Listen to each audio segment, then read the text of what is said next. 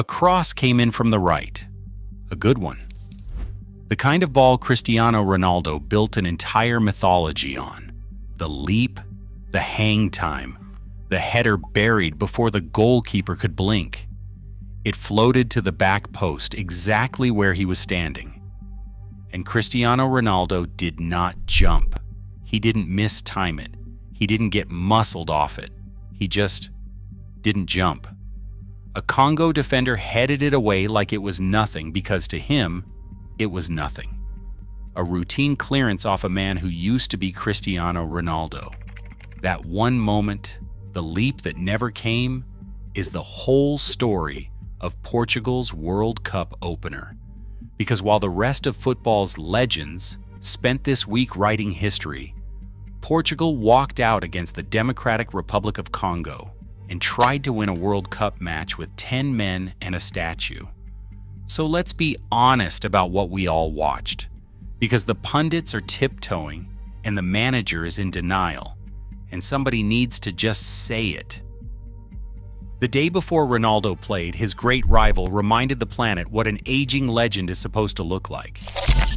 Lionel Messi scored a hat trick against Algeria, dragging himself level with Miroslav Klose as the joint highest scorer in World Cup history with 16 goals, double Ronaldo's tally. Kylian Mbappe scored twice and became France's all-time leading scorer.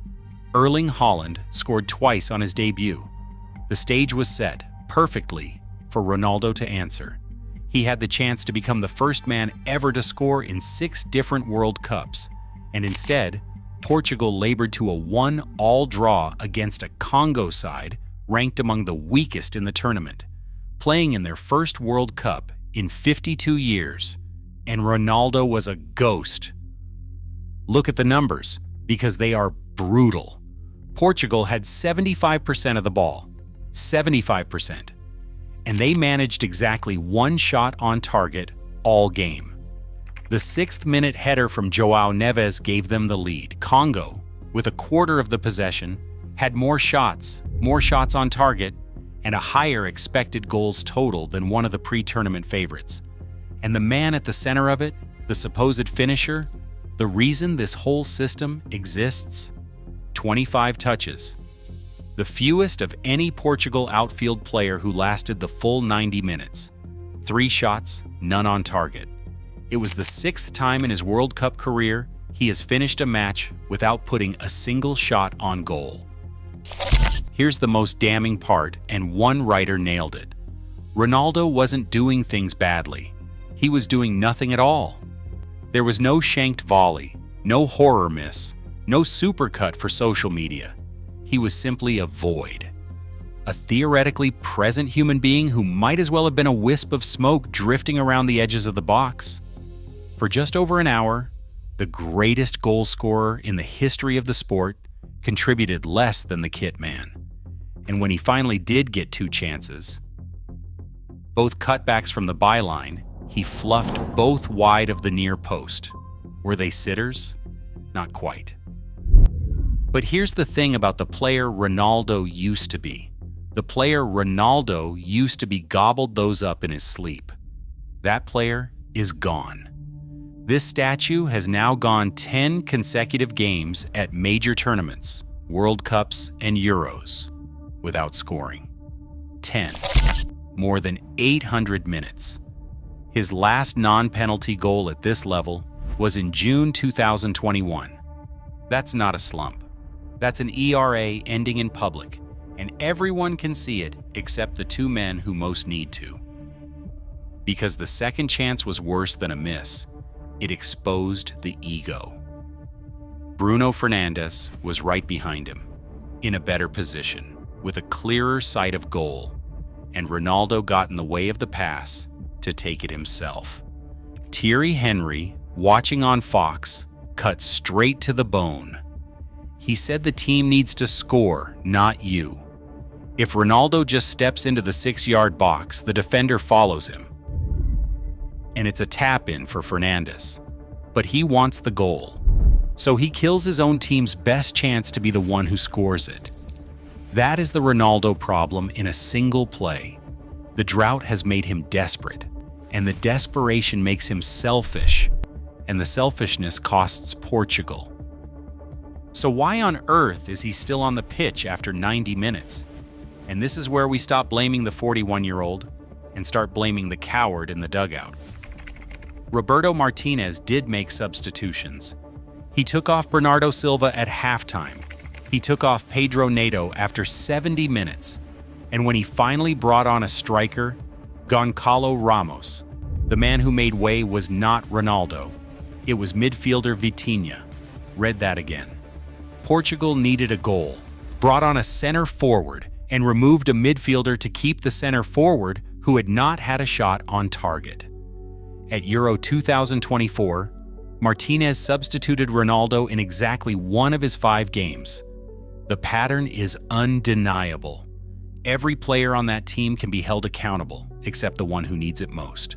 Chris Sutton said it live on the BBC. He was right. It is embarrassing.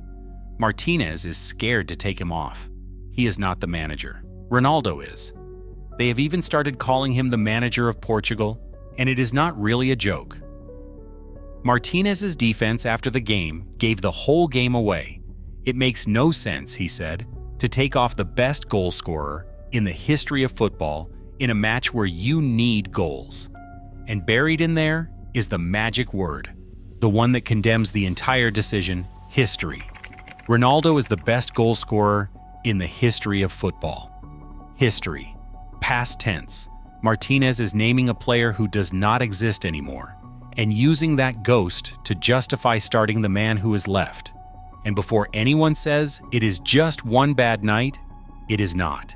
And the data is merciless. Across Portugal's last 4 matches in major competitions, Ronaldo has played 396 of a possible 420 minutes, and in those games, Portugal scored a grand total of 1 goal. When he starts, Portugal average 1.9 goals a game, and even that number is propped up by a 9-1 thrashing of Armenia. When he does not start, that average jumps to 2.8. The team is measurably, demonstrably better without him. It is genuinely hard to watch that Congo match and not conclude that Portugal would have won it if Ronaldo simply had not played. Now here's the comparison that should haunt them, because it isn't really about age at all. Messi is old too.